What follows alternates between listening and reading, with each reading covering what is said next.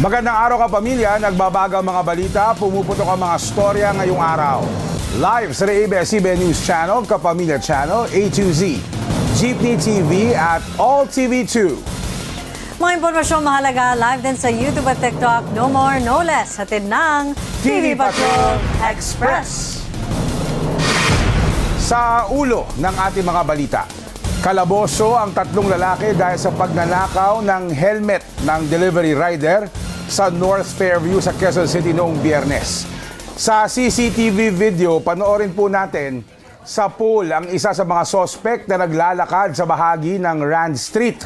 Bit-bit ang tinangay niyang helmet.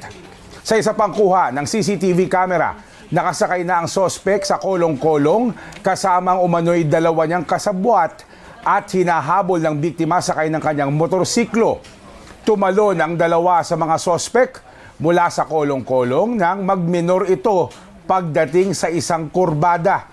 Hindi sila tinantanan ng habol ng biktima at binangga ang lalaking tumangay ng kanyang helmet. Aminado ang sospek sa ginawang krimen, pero todo tanggi ang kanyang dalawang kasama. Lumabas naman sa investigasyon na hindi kasabwat ang driver ng kolong-kolong kaya pinakawalan din ng Fairview Police.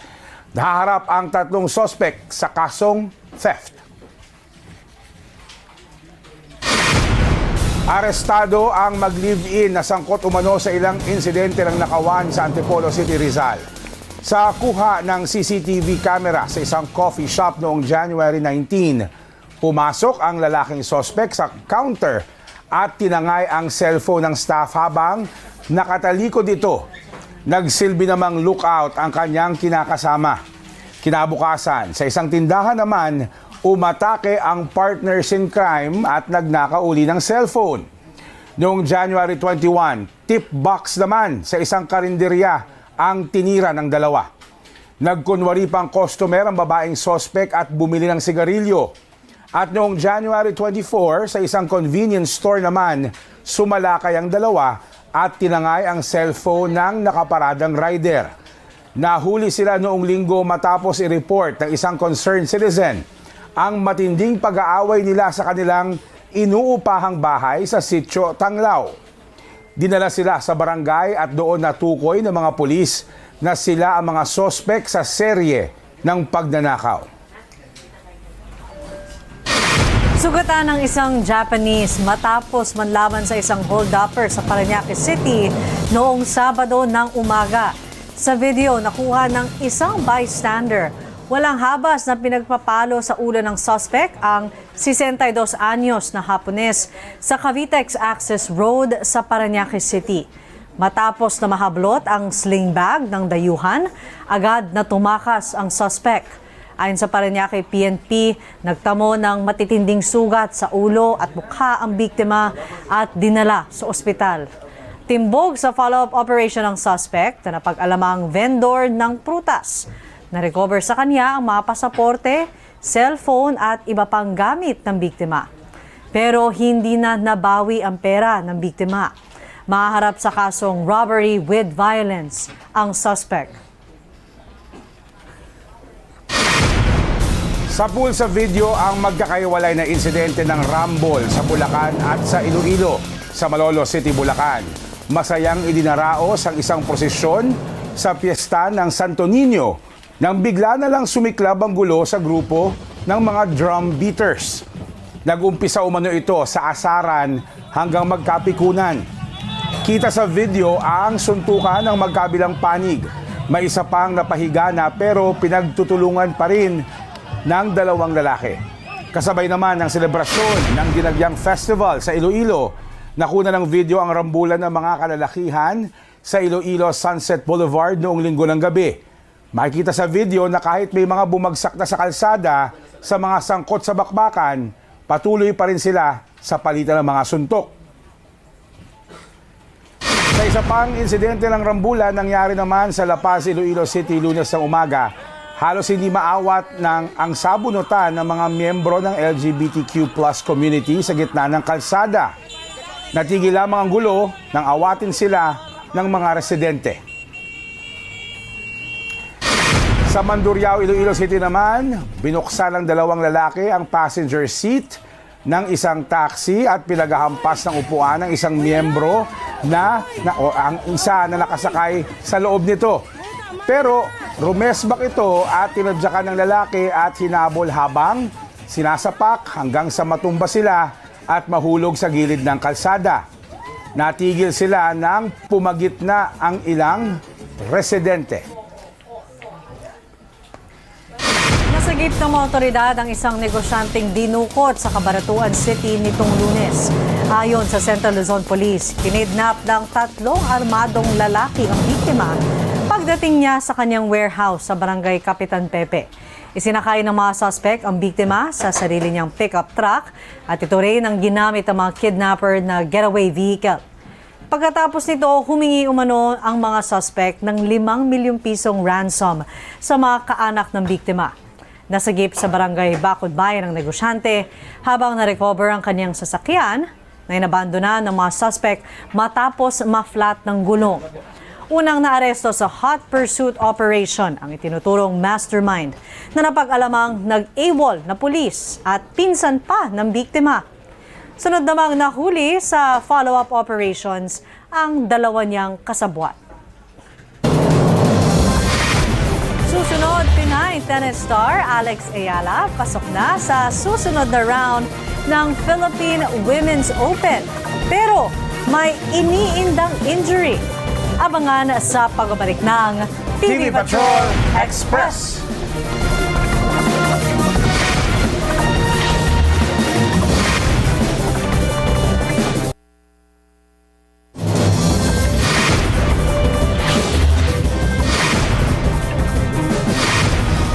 Nagbabalik ang TV Patrol Express. Umabante si Filipina tennis star Alex Ayala sa susunod na round ng Philippine Women's Open. Tinalo niya si Alina Chareva ng Russia sa round of 32 sa Rizal Memorial Tennis Center nitong Lunes ng gabi. Kinuha ni Ayala ang unang set sa loob lamang ng 24 na minuto.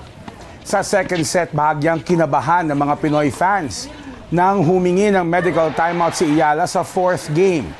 Nakabalik naman siya sa court at tuluyang tinapos ang laro. Ang final score 6-1 at 6-2. Sa post-match press conference, nagbigay ng update si Ayala sa kanyang kondisyon. Nothing serious. I have a day now to see how it goes. I'll just let it relax and wake up tomorrow, see how I feel. It's a part of the job, so we have to find ways to best manage that and not let it affect us mentally.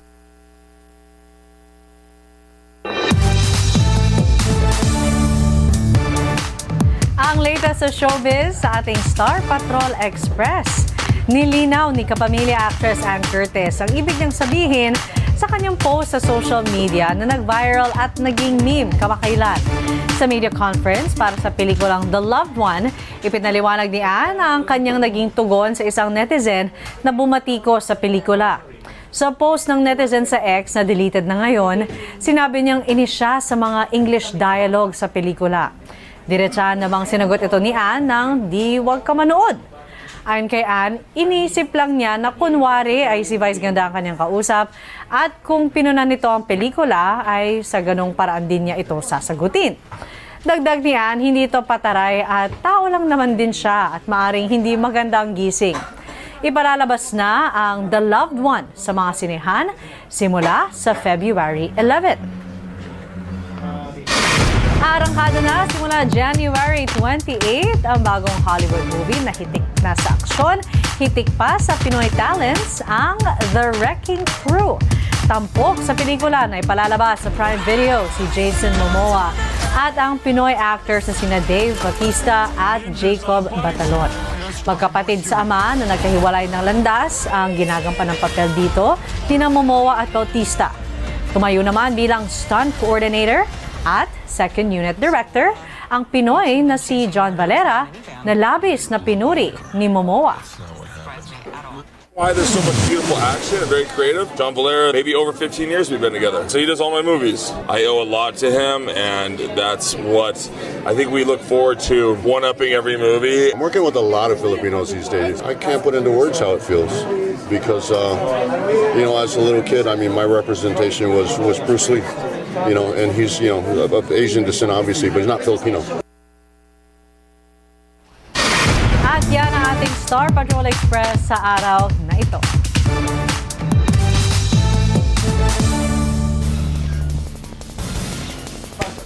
Naparod mo ba yung laban ni Alex Ayala kagabi? Knocked out. Oo nga pala. Naantok ko parati. Antukin. Pero maganda yung laban at maganda makita. Napanood ko yung mga interviews niya. Yun yung mga interviews, di ba? Naka-inspire talaga Nagtatagalog siya. talaga. Lalim nga yung ibang Tagalog Oo. ni... Ako yun na nosebleed. Natalo ka pa. Ang galing lang. Very proud ang bansa, syempre, na makita si Alex. At may mga laban pa siya throughout the week. So makakakuha pa kayo ng ticket. Although medyo mahirap Wala baka na. mapanood. At masuportahan niyo rin po yung iba pang maglalaban kasi minsan lang po mangyari itong Philippine Women's Open. Hopefully it won't be the last. Minsan, pero hopefully it won't be Oo the nga, last. yun. At yan ang mga nagbabagang balita. Huwag pong kalimutan mag-LSSC, like, share, subscribe, and comment sa YouTube at TikTok. Ako po si Denise Tensay. Mga kapamilya, bukod po sa YouTube at TikTok, mapapanood na rin ng live ang TV Patrol Express sa ABS-CBN News Channel, Kapamilya Channel A to Z, Jeepney TV at All TV2. Maaari nyo rin pong iscan ang QR code sa inyong mga screen. Ito po siya. Para mapanood sa aming YouTube channel ang mga latest news o balikan ng mga balita na nakalagpas sa inyo. Ako po si Jeff Canoy. Maraming salamat at magandang hapon, kapamilya.